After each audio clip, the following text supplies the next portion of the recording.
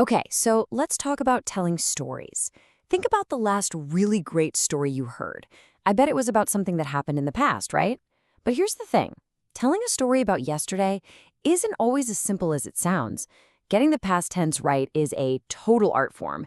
And today, we're going to pull back the curtain and show you exactly how it's done. So check this out. First, you hear, she went to the store yesterday. Okay, story's over, right? A simple fact. But what if you hear this instead? She was going to the store when... See that? All of a sudden, you're leaning in. You're thinking, when what? What happened? That tiny little change in just a couple of words, that's the magic trick. It's what turns a boring fact into a real story. And that's exactly what we're going to break down. All right, to really get this, let's imagine we have two characters who are going to help us talk about the past. First up, let's meet the finisher. This guy, he's all about getting the job done. No messing around. Okay, so the finisher's real name is the past simple, and its whole job is just to talk about actions that are 100% finished. They started in the past, and they ended in the past. Done. Think of it like the headline of your story. It just tells you what happened, straight up. So, when do you actually use the finisher? Well, for any action that's totally complete. I finished work at 6 p.m. Boom. Done. It's also perfect for rattling off a series of events, like your morning routine. I got up, had breakfast, and left home. One thing, then the next, then the next.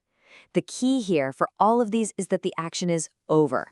Finished, in the past. And you know, the best part is that the finisher is actually super easy to use. For most regular verbs, you just stick ed on the end. Work becomes worked. Now, yeah, there are some irregular ones that like to be special. Go becomes went, for example. But honestly, the overall structure is really clean and simple. All right, now for our second character. And this one's totally different. This isn't the hero who gets things done. This is the artist, the one who paints the picture and sets the mood.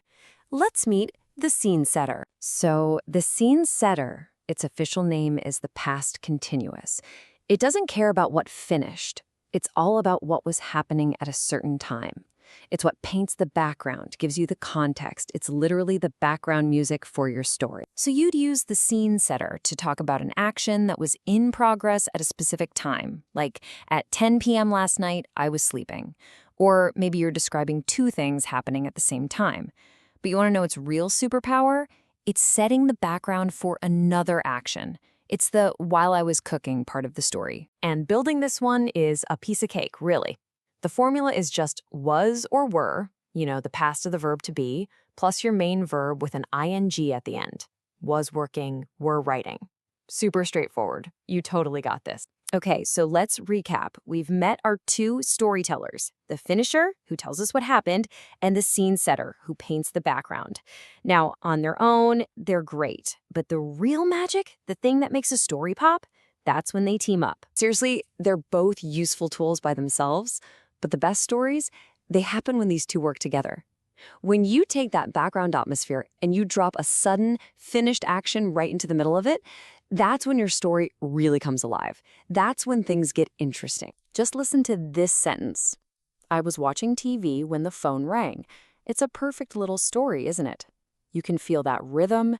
You've got this long, ongoing action of watching TV, and then bam, the phone rings. A short, sharp action that just interrupts everything. It's a turning point. So here's the secret recipe. It's just 2 steps. Step 1, set the scene. You use the scene setter, the past continuous, for that long background action. I was watching TV.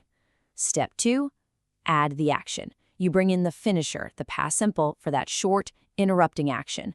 The phone rang. Scene, then action. That's the combo. Here's a cool way to picture this. Imagine the long background action, was watching TV, is a long bar stretching across the evening. Now the short action, the phone rang, is just a single point that drops right onto that bar. The scene setter draws the long line, and the finisher comes in and drops the pin. Simple as that. Let's run through a few more examples, just so it clicks. While they were playing football, there's our scene, it started to rain. Bam, there's the interruption. How about this one? The children were sleeping That's the long background action. When we got home, that's the short finished one. You're starting to see the pattern now, right? It's always the long action getting interrupted by the short one. So there you have it, the two most important tools you need to tell amazing stories about the past. You've got the finisher for the main event and the scene setter for all the background details. And now it's your turn to put them to work. Okay, time for a quick quiz. Let's see if you've got it. How would you fill in the blanks here? They play tennis when it starts to rain. Take a second, think about it. Which one is the long background scene, and which one is the short, sharp interruption? All right, you ready? The answer is they were playing tennis when it started to rain. Were playing is our long background scene, and started is the short, finished action that cut in. See? Perfect, you've totally got this. So let's leave you with a little challenge. Think about a real moment from your life, like what were you doing the last time the power went out? You were doing something, right? That's your scene. And then the power went out. That's the action. You now have all the tools to tell that story perfectly. So, what's your story? Howley International.